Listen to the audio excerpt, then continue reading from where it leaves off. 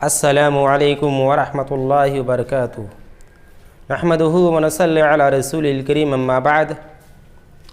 नाज़रीन किराम, आज मैं आप लोगों के सामने जिस टॉपिक के ऊपर गुफ्तगू करना चाहता हूँ वो है औलाद माँ बाप के पास एक अमानत है।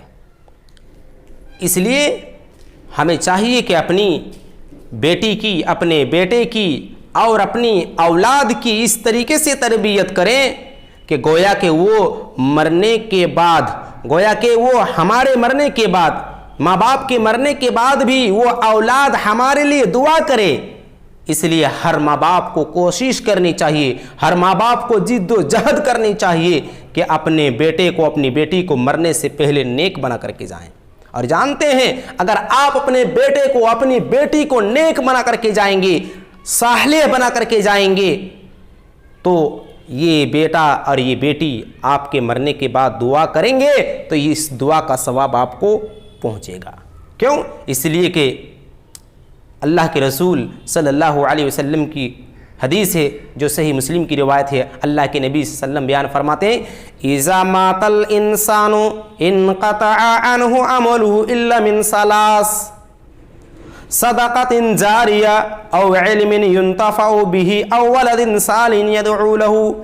जब इस दुनिया से किसी इंसान की वफ़ात हो जाती है, किसी इंसान का इंतकाल हो जाता है, तो उनके मरने के बाद उनका नेक काम करने का वक्त ख़त्म हो जाता है, नेक काम का ज़रिया ख़त्म हो जाता है।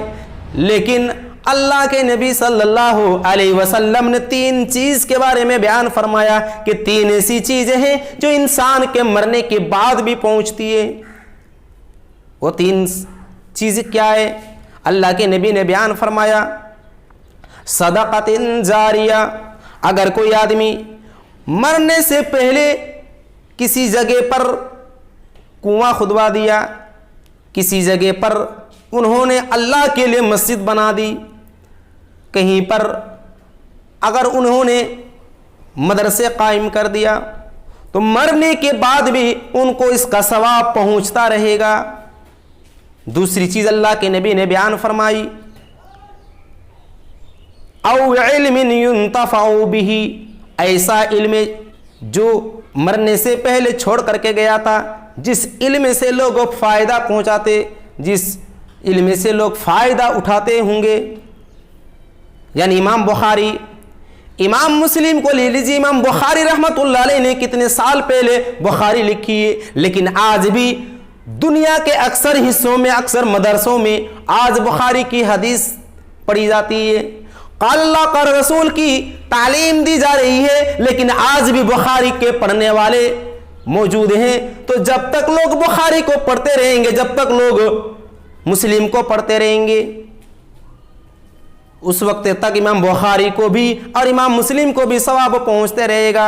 मेरे प्यारे साथियों, इसी तरीके से और भी बहुत सारे मुहद्दिसीन किराम हैं जिन्होंने किताबें लिख करके गए हैं, उनको इसका सवाब पहुंचता रहेगा। इसलिए हम में से हर इंसान को चाहिए कि अपने बेटे को आलिम दीन बना करके जाएं, अपने बेटे को हाफिज कुरान बना करके जाएं, अपने बेटे को कुरान और हदीस की तालीम दे करके जाएं, ताकि आपका वो बच्चा दुनिया के अंदर इस्लाम की तबलीग करेगा, दुनिया के अंदर कुरान और हदीस की बातें करेगा, दुनिया के अंदर वो किताबें लिखेगा, दुनिया के अंदर वो हदीस की बातों को नशर करेगा, तो आपको भी इसका सवाब पहुंचते रहेगा। मेरे प्यारे साथियों, फिर आखिर में अल्लाह के नबी ने बयान फरमाया, अव्वलदिन सालिहिन यदउ लहू।